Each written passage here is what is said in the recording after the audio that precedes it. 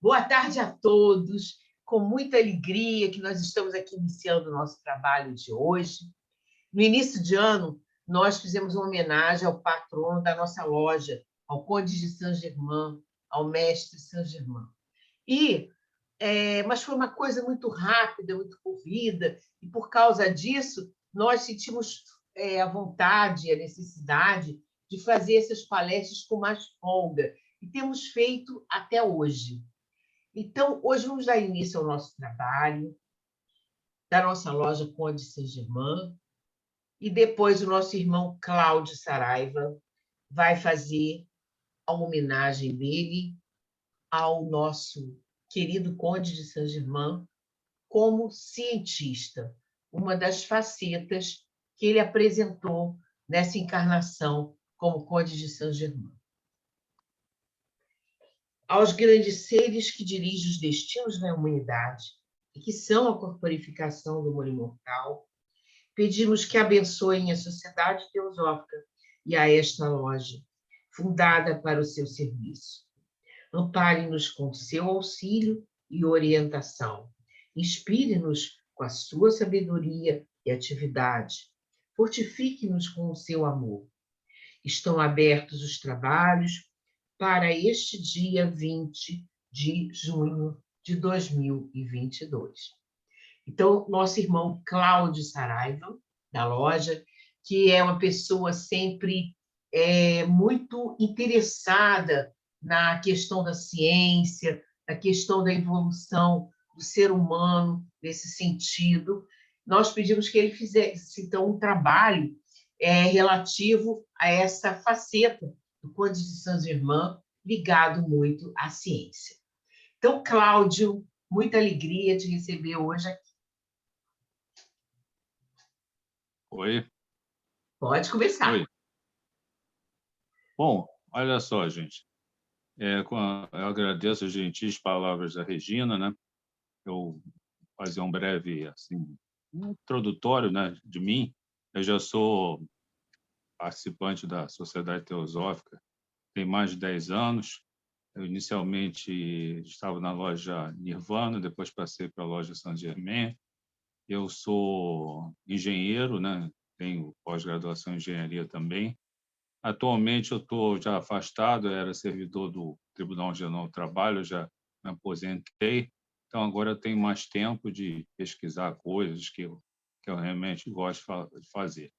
Então, me coube a oportunidade de falar um pouco sobre a faceta do Conde cientista. É uma responsabilidade, porque o mestre Saint-Germain é um mestre de sabedoria, né? Então, falar sobre um mestre de sabedoria não é uma tarefa muito simples, né? A gente se sente bem, é uma tarefa de peso. Mas eu quero deixar claro que eu estou falando aqui sobre as informações coletadas sobre a pessoa, né? E, particularmente, sobre a faceta dele como cientista. Então, essa é a minha humilde tentativa na tarde de hoje. Tá bem? Então, vamos iniciar aqui. Regina, você gerencia aí a tela, tá? Eu estou em duas telas aqui. Ok, vou tentar. Aqui. Não, peraí. Pronto. Mas está indo, você está conseguindo. Pronto.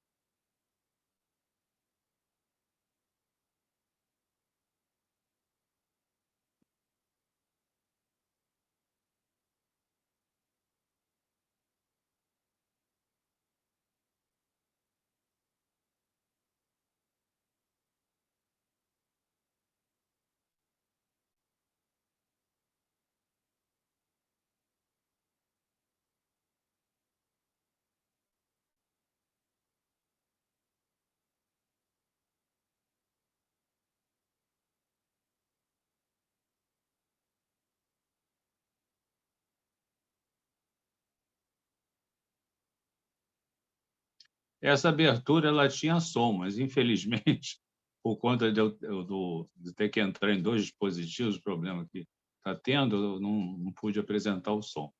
Então, olha só, essa palestra se baseia em três fontes.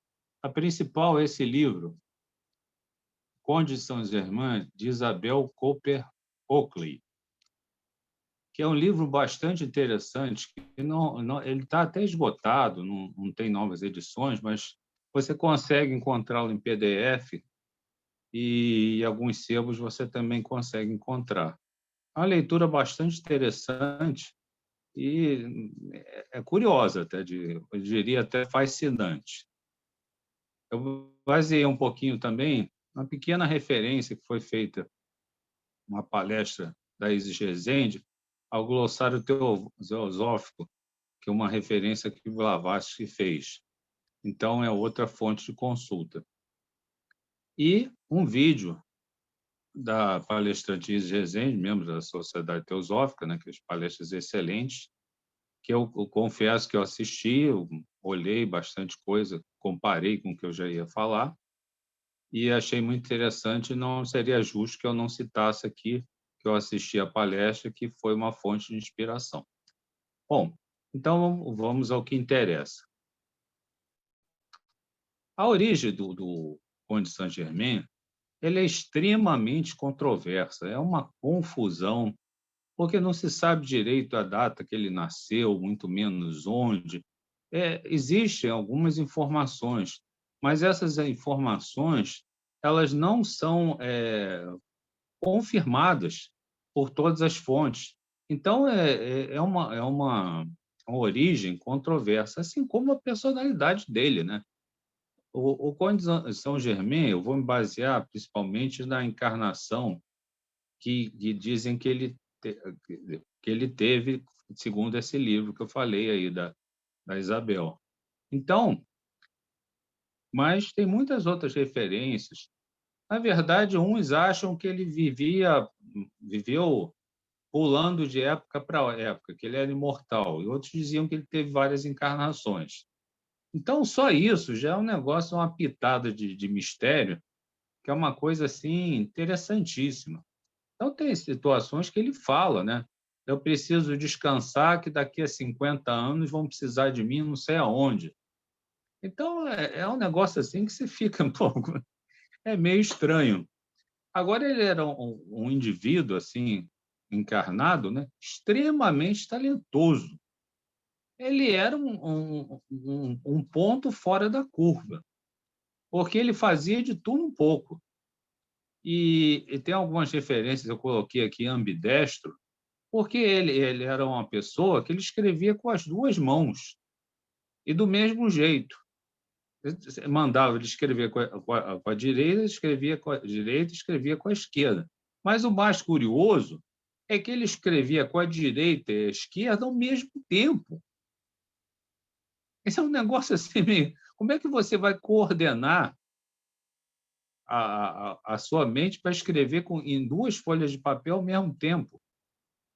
É um negócio assim que chega a ser surreal, entendeu? Então, como é que uma pessoa dessa viveu, né? É uma coisa até estranha para nós. Você eu não me lembro de ter uma referência de ninguém que fosse ambidestro que escrevesse com as duas mãos ao mesmo tempo, né? Realmente é uma coisa assim que chama atenção.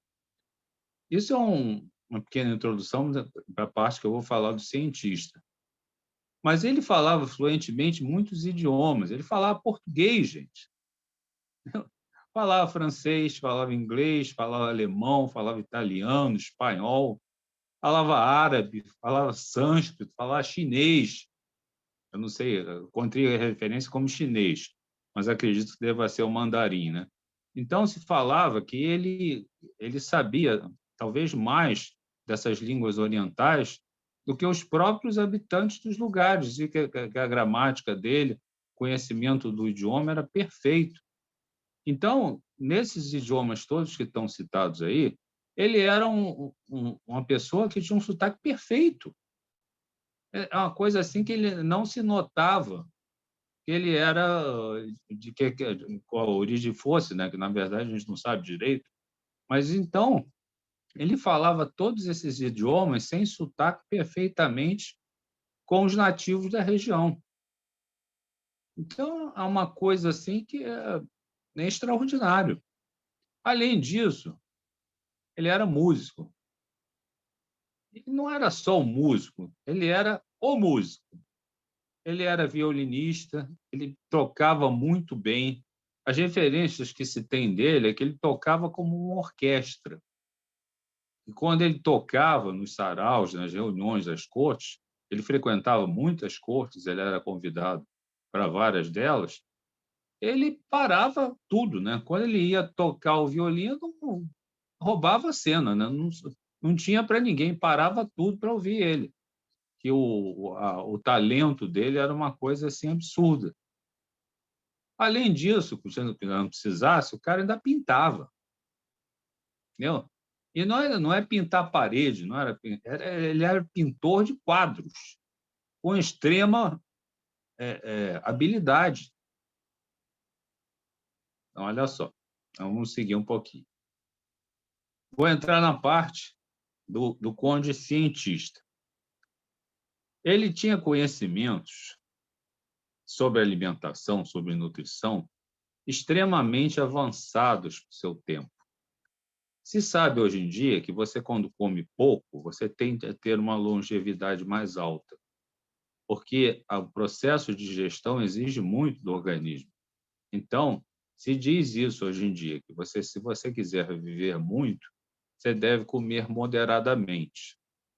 E ele comia alimentação crua, comia sementes, ele comia muito pouco.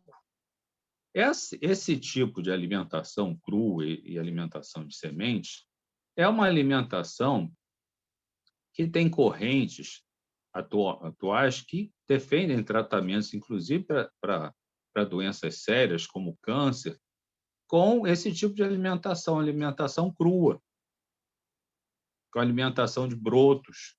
Por quê? Porque eles têm muita força vital. Não é um cadáver, você não está comendo um boi, não está comendo um frango, não está comendo um peixe, você está comendo uma planta. Então, existe uma lógica muito interessante nesse ensinamento. Só que isso aí era nos idos 1700 e pouco, 1700 e tanto, 1700 baixo a 1700 alto, e até 1800 e pouco.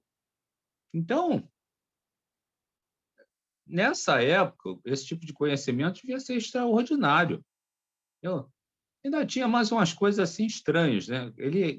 Quando ele era convidado para comer com príncipes, qualquer coisa, participar de algum jantar, ele recusava. Ele não comia na presença de ninguém. Ele só comia afastado, sozinho. Então, ele até brincava. Alguém já me viu comer em público? Então, é uma coisa assim que é estranho. Então, o aspecto dele, em todas as referências são dadas, é um aspecto de um homem que não envelhece. Ele tinha aparência de mais ou menos ter em torno de 45 anos, sempre 45 anos, isso é curioso. Então, todas as pessoas que o conheciam diziam que ele tinha uma aparência assim nobre, é a palavra que eles usam. Por quê? Porque o corpo dele era muito bem harmônico, entendeu? Ele não era gordo nem magro, ele tinha uma postura ereta. Então, era uma personalidade que chamava atenção. Além de se vestir bem, de se trajar bem, estar sempre usando diamantes. Então, era uma pessoa que, onde chegava, chamava atenção. Olha só, vamos seguir mais. Além disso, como se não precisasse, o cara era químico. Olha só, os quadros que ele pintava a óleo, dizia que eles possuíam um matiz, uma cor especial que os tornava muito belos. E era uma coisa assim que era tão impactante que parecia que o quadro era real. Eu tentei ver se eu achava na internet algum quadro que tivesse sido pintado por Saint-Germain, mas eu não obtive sucesso, não. Até gostaria, se alguém souber aí, depois me fala, porque eu realmente não encontrei. Ainda tinha mais uma coisa. Ele produzia também uns matizes tão brilhantes que as roupas das damas da época, ele era muito procurado para tingir essas roupas. Esses vestidos tingidos com os componentes que ele produzia, a cor do, do vestido se assemelhava à joia que dava origem ali. Então, por exemplo, se fosse um vestido cor de safira, parecia realmente que o vestido era da cor de uma safira, ou um rubi, ou uma esmeralda. E, para melhorar a situação, esses vestidos não desbotavam.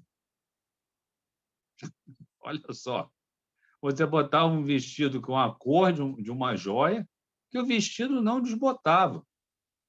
Ele ainda desenvolveu umas técnicas de tingimento de seda, de lã, de forma perfeita. Ele doou essas técnicas para um camarada lá.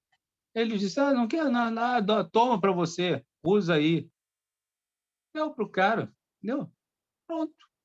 Ele era muito pouco apegado a coisas materiais. Ele doava muitas coisas que ele tinha, os recursos, para as pessoas que necessitavam.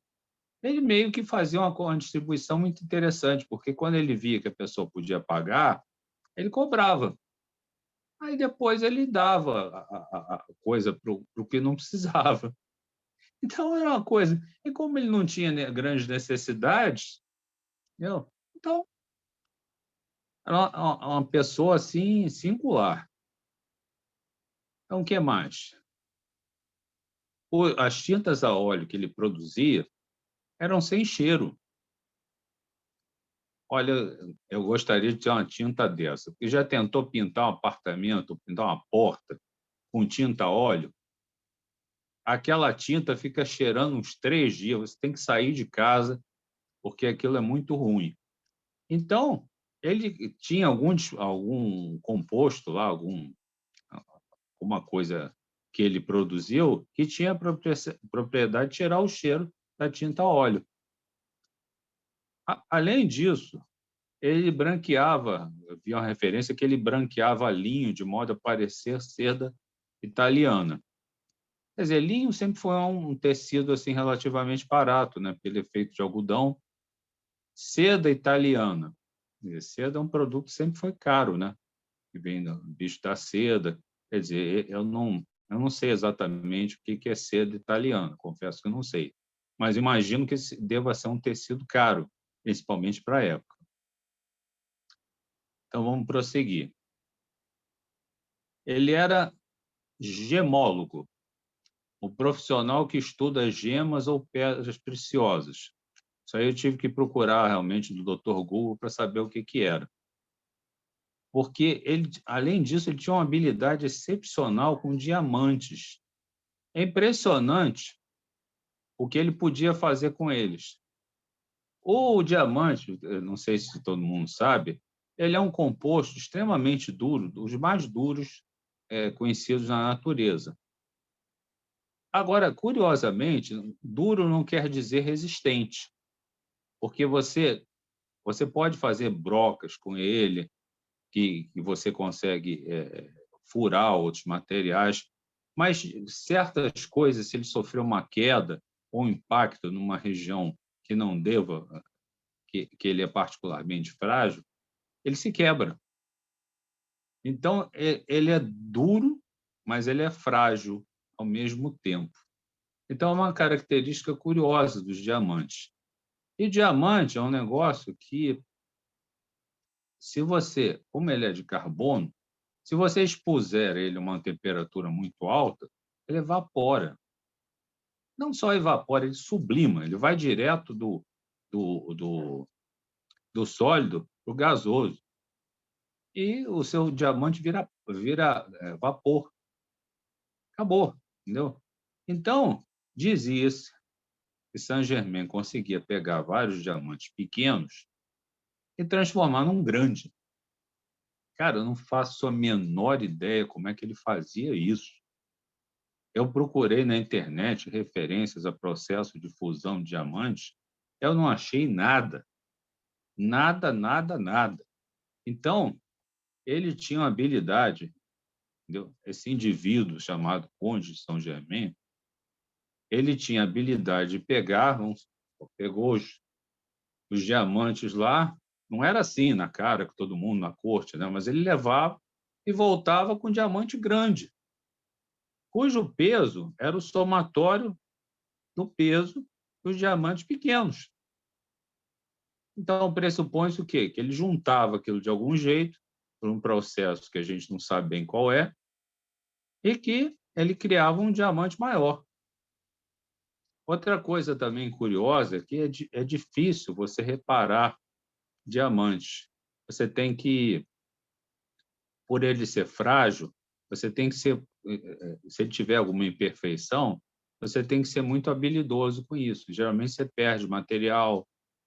Ele conta-se que ele pegou um diamante de um rei de França, agora eu não lembro, não consegui identificar qual foi aqui, mas que ele pegou o diamante do rei, o rei falou para ele que o diamante, com a falha, estaria 6.000 unidades monetárias, eu acho que eram francos, e se ele não tivesse a falha, ele valeria pelo menos 10.000. Aí ele pegou o diamante do rei, levou para o laboratório dele, levou lá para onde ele trabalhava, e um tempo depois ele retornou com o diamante reparado, com praticamente o mesmo peso que o diamante original tinha.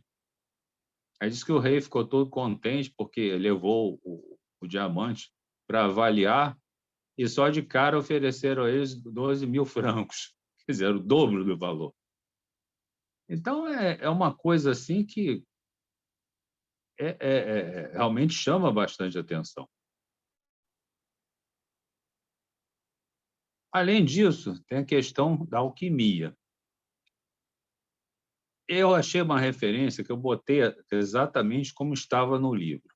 Ele dizia assim, transformava ferro em metal tão bonito como o ouro, ou pelo menos tão bom como o ouro, para os trabalhos de joalheria. Eu não sei exatamente o que ele botou tão bonito como, tão bom quanto, não sei, mas eu entendo que isso aí seria o quê? Talvez eu não quisesse dizer que transformava exatamente, mas que era para os fins que era usado, era um material tão bom quanto. Então, aí eu tive a curiosidade de ver na internet se havia alguém que já tivesse feito isso. Eu achei um cientista que ele fez um processo caríssimo, parece que não sei se é $1 trilhão, um 4 trilhão de dólares, ele conseguiu transformar 10 gramas de ouro. Só que ele gasta, o processo era uma fortuna. E você, no mercado, você compraria essas 10 gramas de ouro por alguns dólares, 30 e poucos dólares, acho que era isso. Não sei se eram 10 gramas ou o grama do ouro, não, confesso que agora não me recordo. Mas então, você vê que ele tinha muitas habilidades que envolvia ele mexer com pigmentos. A coisa da química, para ele dominava perfeitamente. Entendeu? E a ponto de que ele mudar a natureza de um elemento químico. Isso aí realmente é uma coisa extraordinária. Bom, vamos ver o que nós temos mais aqui. Eu botei assim, curandeiro médico. Saint-Germain era extremamente habilidoso. Eu não sei de onde ele tirou essa ciência, se ele inventou, se ele trouxe de outra área, mas todos os remédios que ele criava curavam todas as doenças. Veja bem, vou repetir, curavam todas as doenças. Não é alguma doença, não, todas. Então, aí você fica pensando, como é que um cara me inventa um remédio que cura todas as doenças e a gente não tem esse remédio hoje? É uma coisa assim que deixa a gente triste, né? Eu fico assim extremamente chateado de ver que alguém que era muito iluminado, que era muito preocupado com a saúde das pessoas, foi tão mal aproveitado, foi tão mal compreendido. Porque só esse remédio aí que curava tudo, eu não sei se era um remédio ou vários remédios, mas especificamente para várias doenças, eles curavam várias coisas. E teve algumas pessoas que ficaram. Vocês estão me ouvindo, não? Oi?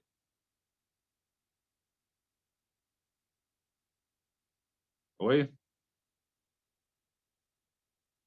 Estamos ouvindo, sim, Ah, Cláudio. tá. Ah, tá. Estamos ouvindo. Bom, então eu vou continuar, tá? Então, esses remédios, eles, como eu falei, curavam todas as doenças. Então, ele vendia esses remédios para os nobres, para as pessoas que podiam pagar, e doava os mesmos remédios para as pessoas, para os pobres. Então, ele não tinha realmente interesse comercial. E houve um relato de uma pessoa que ficou de posse de diversas receitas dessas. Ele tentou fazer o quê? Ele tentou fazer com que essas receitas fossem continuassem sendo utilizadas, mas os médicos da época recusaram, no conhecimento que possivelmente não interessava, né? Então isso, infelizmente, caiu no esquecimento, né? Uma coisa assim lamentável.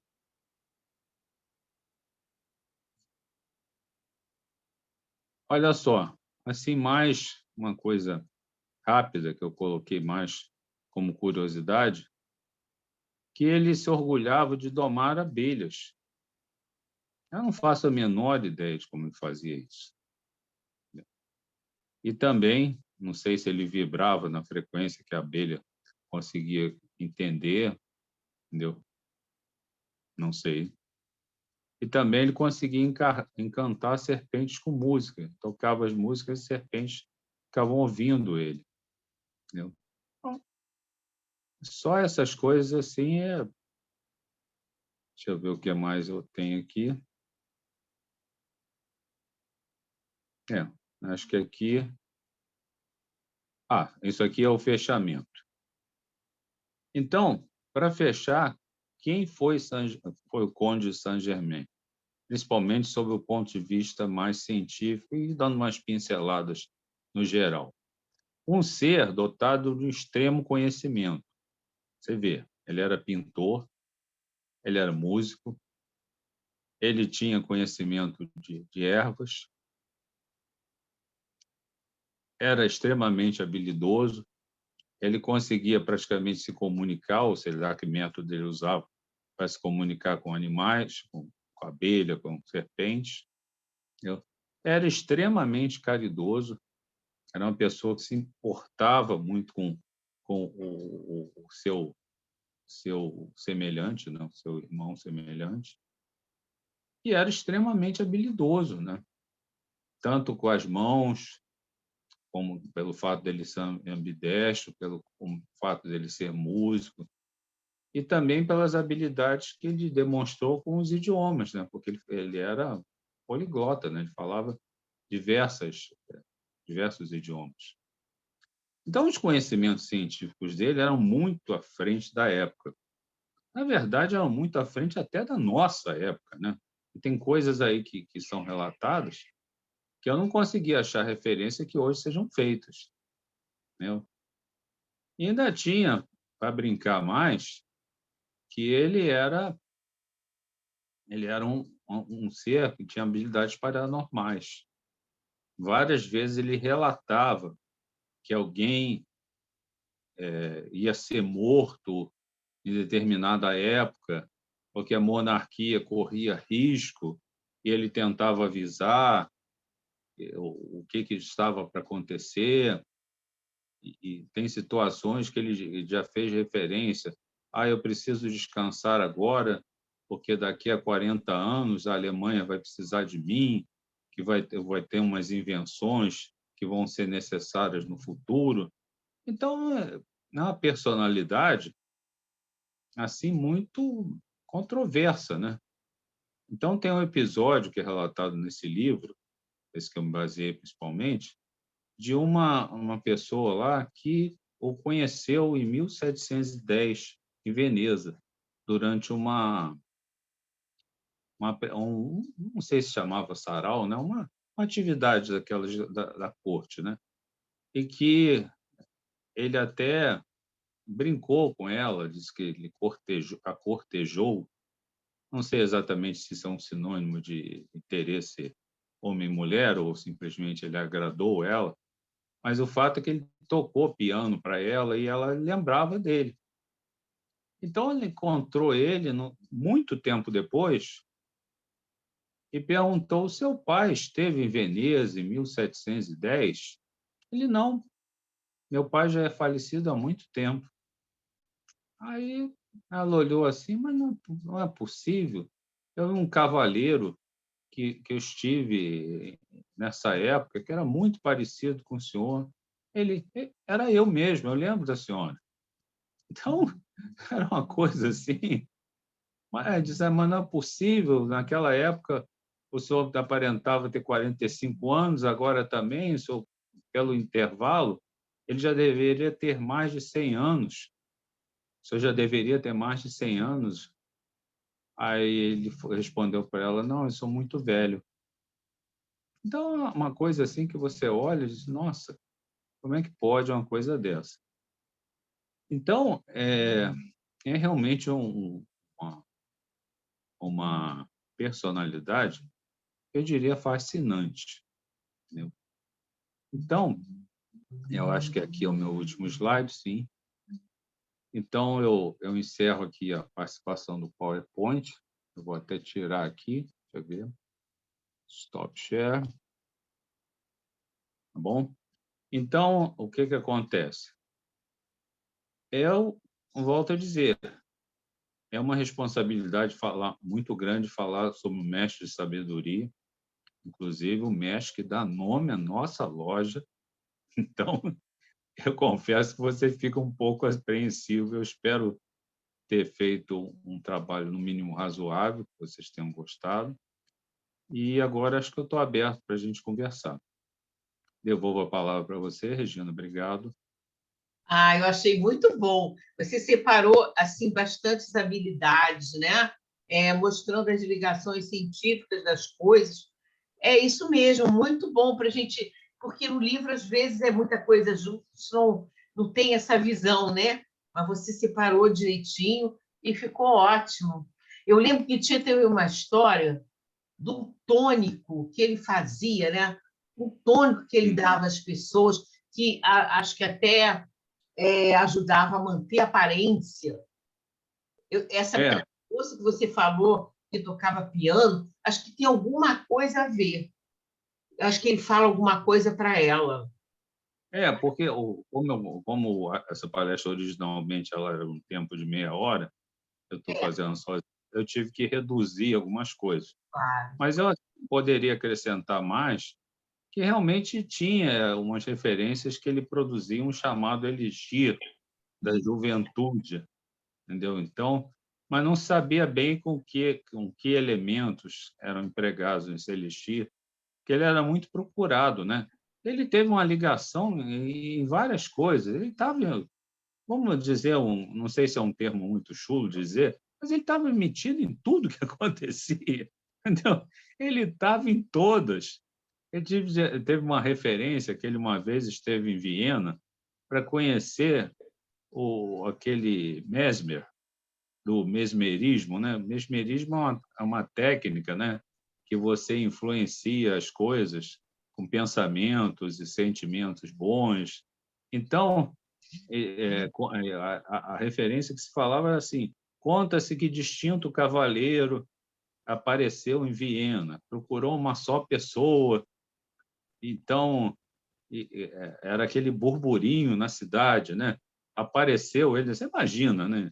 Século XVIII, né? Então, era uma coisa de louco, né? Então, aquele buchicho, né?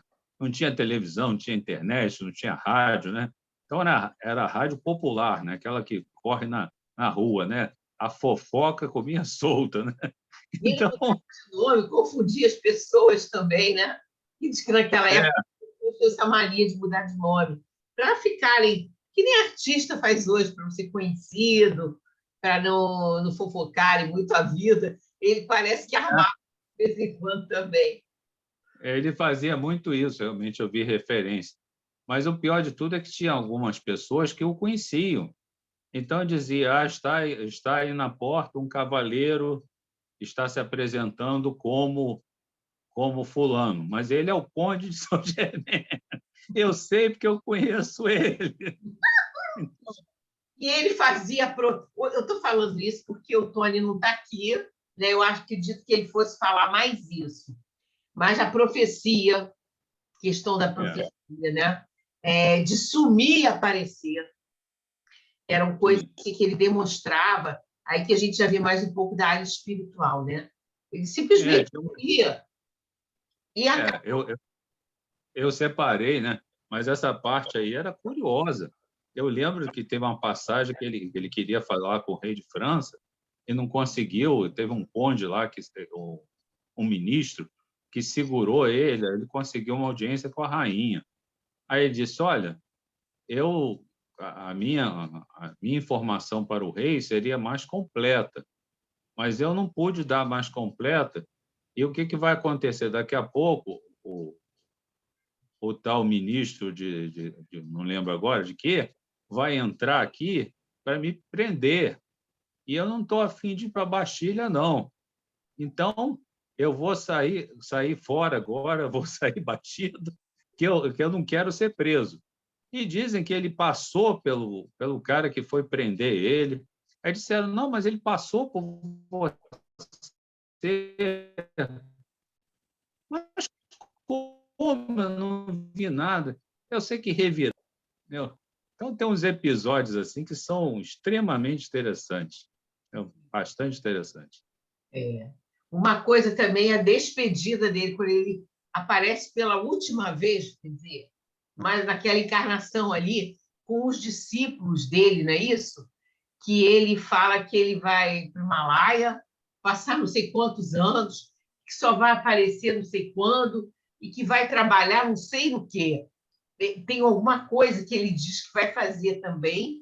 Eu não me lembro exatamente da história, mas eu sei que ele despede. Eles estão no laboratório, ele chega lá, confere as coisas todas e dá o tchau e diz que vai para o Himalaia, que só vai aparecer não sei quantos anos depois. É um personagem fantástico. Olha, eu É. fico encantada com a história dele, sinceramente, muito. Eu fico pensando, será que ele, em quantas outras coisas ele não se meteu depois, né?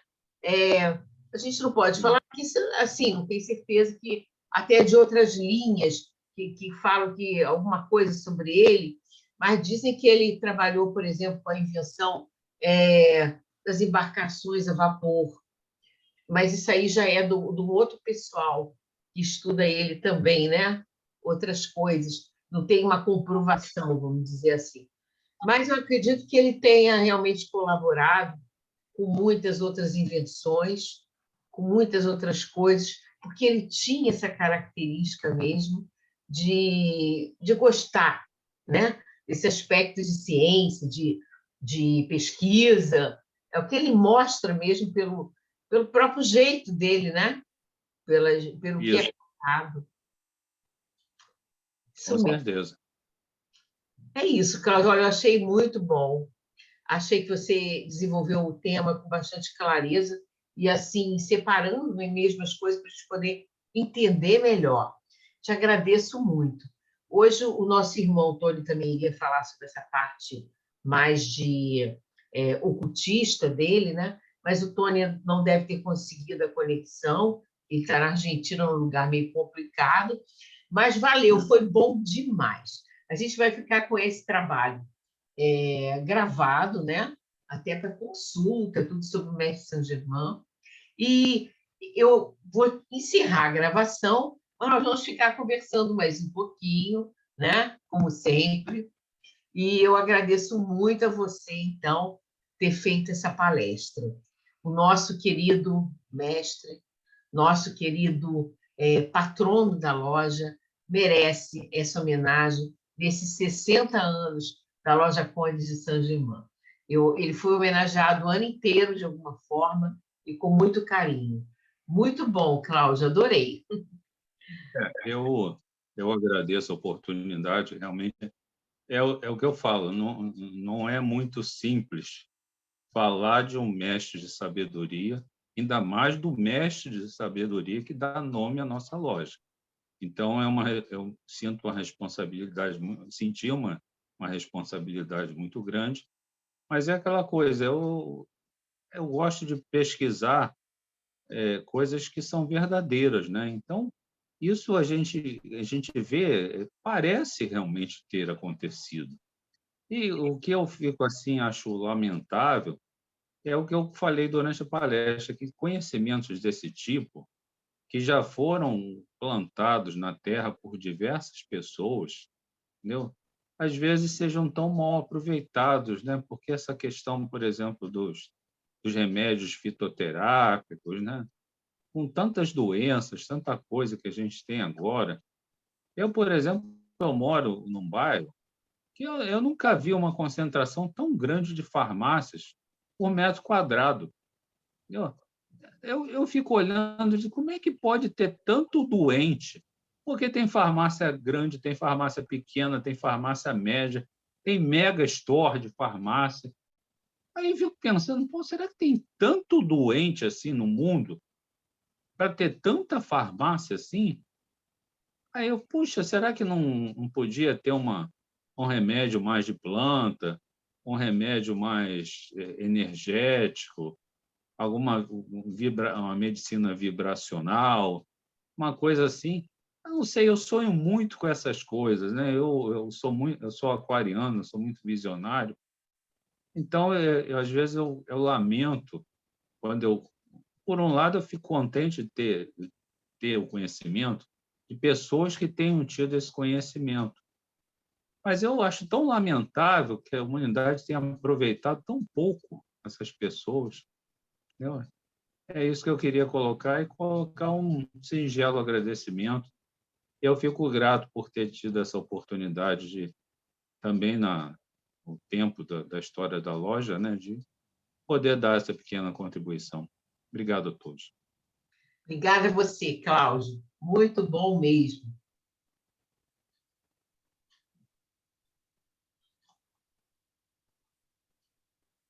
Muito bem, muito bem.